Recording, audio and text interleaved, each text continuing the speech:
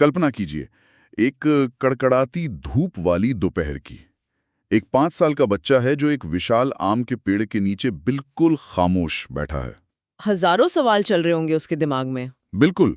और उसकी नजरें बस ऊपर टिकी हैं। पसीने से तरबतर है वो। और वो कोई लुका छिपी का खेल नहीं खेल रहा है। वो दरअसल एक मानसिक युद्ध लड़ रहा है।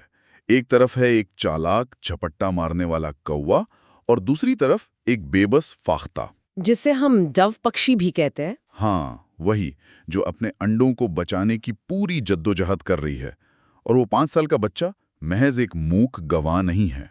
वो जल्द ही एक रक्षक बनने वाला है। ये दृश्य सुनने में शायद किसी फिल्म के क्लाइमैक्स जैसा लगे, है ना? एकदम फिल्म जैसा। लेकिन ये असल में मनोविज्ञान और मानवीय करुणा के जन्म की एक बहुत गहरी सच्ची घटना है। सही बात है। ये वो पल है जहां एक इंसान के दिमाग में सहानुभूति या एम्पैथी का पहला बीज फूटता है। और आज के इस गहन विश्लेषण में हम ठीक इसी पल की पड़ताल करने वाले हैं। जी। हमारे पास जो स्रोत हैं वो करमजीत सिंह गठवाला द्वारा लिखित परियां बनी तितलियां कहानी संग्रह से लिया गया एक बेहद मार्मिक संस्मरण है। इसका शीर्षक है फाख्ता के अंडे और मैं। बिल्कुल। और देखिए, हमारा उद्देश्य यहाँ सिर्फ एक पुरानी याद को ताज़ा करना नहीं है। हम ये डिकोड करना चाहते हैं कि कैसे बचपन की एक छोटी सी घटना किसी इंसान के दिमाग की पूरी वायरिंग बदल देती है और उसे स्वार्थ से निकालकर निस्वार्थ सेवा की ओर ले जाती है। वही तो इस मनोवैज्ञानिक सफर को समझने के लिए हमें उस कैनवस को समझना होगा जहां ये पूरी घटना घटी। हाँ, तो ये कहानी शुरू होती है पंजाब में नाभा के पास स्थित एक छोटे से गांव से। रोहटी मोड़ा गांव। बिल्कुल, रोहटी मोड़ा। ये लेखक का ननिहाल है। उनके नाना जी सरदार हरमील सिंह, जो आगे चलकर उस गांव के मुखिया भी बने। उनका स्वाभाविक साधु जैसा बताया गया स्रोत में। जी, और इसी साधु स्वभाव का जीता जागता अक्स था उनका एक विशाल बगीचा, जिसे वे लोग वाड़ी कहते थे। उस वाड़ी का जो विवरण संस्मरण में दिया गया है ना, वो सच में किसी को मंत्रमुग्ध कर सकता है। एकदम जादुई जगह लगती है वो। मतलब वो कोई साधारण सा लॉन नहीं था। वो आम, अमरूद, अनार और अंगूर के पेड़ों का एक घना जंगल था। और शिकंजीवी व आचार के लिए नींबू के कई पौधे भी थे वहाँ। हाँ, बच्चों के लिए ये वाड़ी किसी खजाने से कम नहीं थी। एक ऐसा जादुई साम्राज्य जहाँ समय का कोई एहसास ही नहीं होता था। जहाँ हर बच्चा खुद को एक खोजकर्ता महसूस करता है। लेकिन यहाँ मेरे मन में एक सवाल आता है। बताइए। हम अक्सर मानते हैं कि इस तरह का खूबसूरत, खुले, प्राकृतिक वातावरण बच्चों को शांत बनाता है। लेकिन शांति अपने आप में करुणा या एम्पैथी तो नहीं सिखाती ना। बहुत ही दिलचस्प सवाल है। करुणा तो तब पैदा होती है जब सामने कोई पीड़ा हो। क्या आजकल के बंद कमरों वाले बचपन की तुलना में ऐसे प्राकृतिक वातावरण प्रकृति से जुड़ाव के लिए ज्यादा जिम्मेदार हैं? देखिए, ये एक बहुत ही पेनी बात है। शांति करुणा नहीं सिखाती, लेकिन वो करुणा के पनपने के लिए एक सही इकोसिस्टम जरूर देती है। अच्छा, वो कैसे? अगर हम पर्यावरण मनोविज्ञान यानी एनवायरमेंटल साइकोलॉजी के नजरिए से देखें, तो जब कोई बच्चा किसी बंद कमरे में वीडियो गेम खेल रहा होता है, तो वो बच्चा उस आभासी दुनिया का केंद्र होता है। हाँ, सब कुछ उसके कंट्रोल में होता है। बिल्कुल, सब कुछ उसके इशारों पर चलता है। लेकिन जब वो एक वाड़ी जैसे प्राकृतिक इकोसिस्टम में होता है, तो प्रकृति उसे ये एहसास दिलाती है कि वो ब्रह्मांड का केंद्र नहीं है। ओहो, मतलब प्रकृति उस बच्चे के अहंकार या कहें ईगो को कम कर देती है। सटीक। जब बच्चा देखता है कि आम का पेड़ उसके लिए फल नहीं गिरा रहा या चींटियों की कतार उसके रास्ते से नहीं हट रही, हाँ, प्रकृति के अपने नियम है। जी, तो वो समझता है कि उसके बाहर भी एक दुनिया है। ये डीसेंटरिंग सहानुभूति विकसित करने की पहली सीढ़ी है। क्या बात है। वाड़ी के उस इकोसिस्टम ने लेखक के मन को इसी तरह तैयार किया था। ये शांतिपूर्ण और समृद्ध वातावरण ही वो पृष्ठभूमि तैयार करता है जहां आगे चलकर उस करुणा का जन्म होता है। बिल्कुल।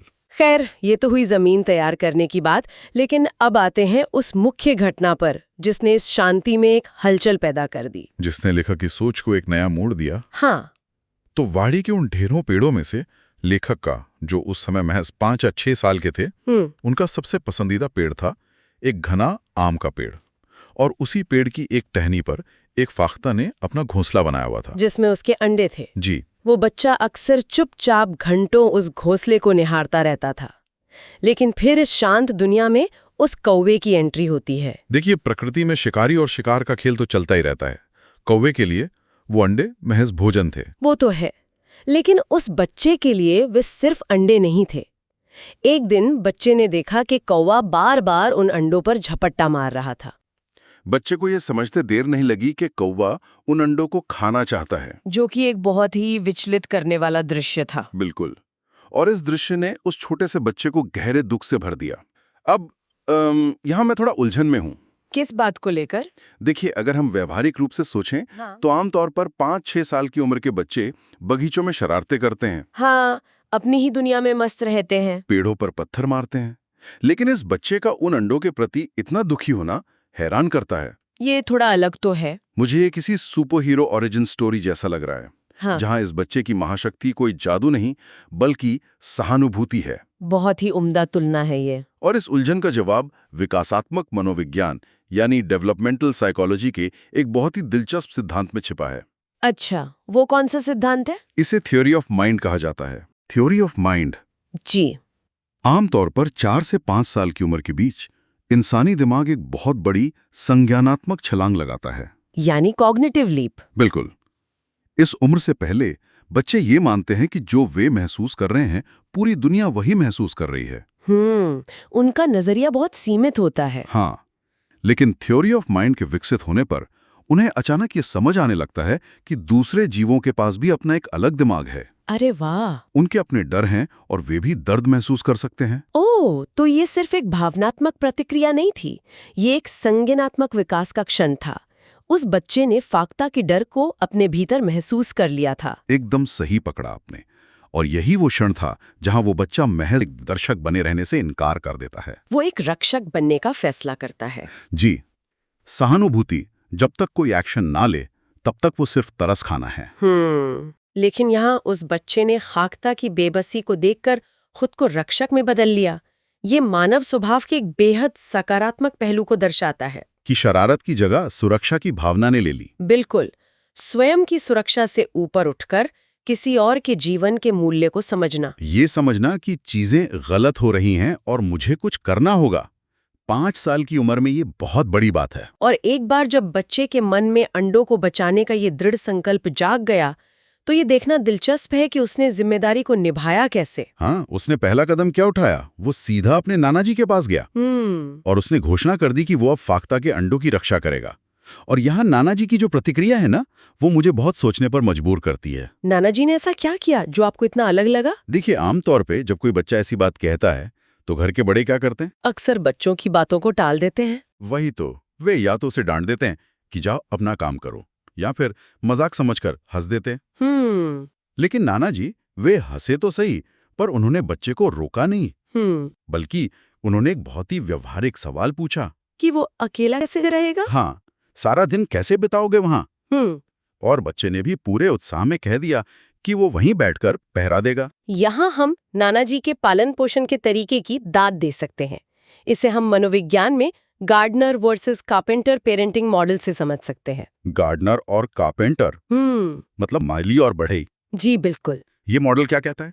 देखिए, एक कारपेंटर यानी बढ़ई लकड़ी को अपनी मर्जी के आकार में काटता छाटता है। उसे एक सांचे में ढालता है। हाँ, कई माता पिता ऐसे होते हैं जो बच्चे को एक सांचे में ढालना चाहते हैं कि तुम्हें डॉक्टर ही बनना है या इंजीनियर ही बनना है। बिल्कुल, लेकिन एक गार्डनर यानी माली सिर्फ एक सही वातावरण देता है।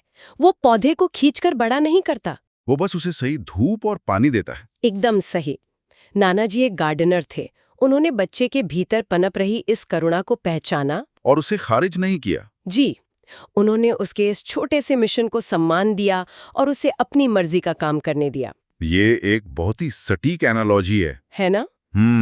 सोचिए, एक विशाल आम के पेड़ के नीचे बैठा एक छोटा सा 5 साल का बच्चा जो किसी बड़े किले के पहरेदारी करने वाले एक वफादार सिपाही की तरह डटा हुआ है। बिल्कुल ऐसा ही दृश्य था वो। इसके बाद तो बच्चे का पूरा दिन उसी आम के पेड़ के नीचे बीतने लगा। उसकी लगन कमाल की थी और घर वालों ने भी उसका पूरा साथ दिया, यहाँ तक कि उसका खाना पीना भी वहीं पेड़ के नीचे पहुंचने लगा। ये केवल एक पक्षी को बचाने की बात नहीं थी। नहीं, ये एक तरह से एक जिद थी जो अब एक बहुत ही महत्वपूर्ण दायित्व यानी जिम्मेदारी में बदल चुकी थी।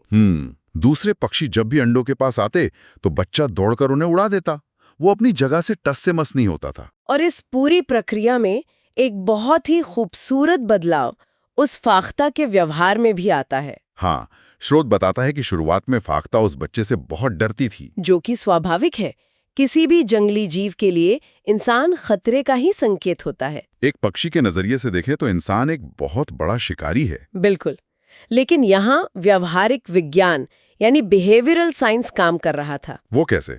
जब कोई जीव लगातार आपके आसपास रहे और आपसे उसे कोई नुकसान ना पहुंचे, तो धीरे धीरे फाइट और फ्लाइट रिस्पॉन्स कम होने लगता है। ओहो, मतलब डर कम होने लगता है। जी।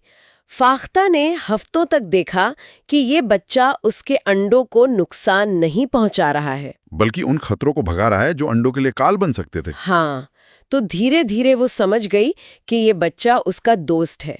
ये तो बिना शब्दों के संवाद करने जैसा है। एकदम।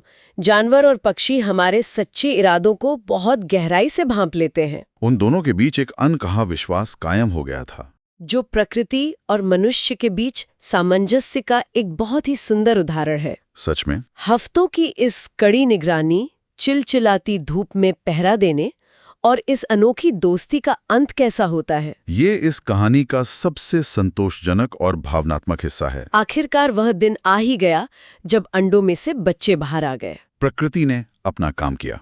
और लेखक बताते हैं कि उनकी खुशी का कोई ठिकाना नहीं था। उस बच्चे को लगा कि ये उसकी मेहनत का ही फल था। और देखा जाए तो ये सच भी था। बिल्कुल। लेकिन असली जादू तो तब हुआ जब वे छोटे छोटे पक्षी अपने पंख फैलाकर पहली बार आकाश में उड़े। पहली उड़ान हमेशा आजादी का प्रतीक होती है। जब नीचे खड़े उस बच्चे ने वो दृश्य देखा तो उसे महसूस हुआ जैसे उसने दुनिया का कोई बहुत बड़ा और महत्वपूर्ण काम कर लिया हो। यह जीवन को फलते फूलते देखने का चरम सुख था। आज भी जब लेखक इस घटना को याद करते हैं तो उन्हें एहसास होता है कि वो बचपन की कोई शरारत नहीं थी, बल्कि पूरी गंभीरता से निभाया गया एक दायित्व था। अगर हम सफलता की बात करें ना, तो हम अक्सर इसे बहुत ही भौतिक पैमानों पर तोलते हैं कि कितने मेडल जीते या कितना बड़ा काम किया।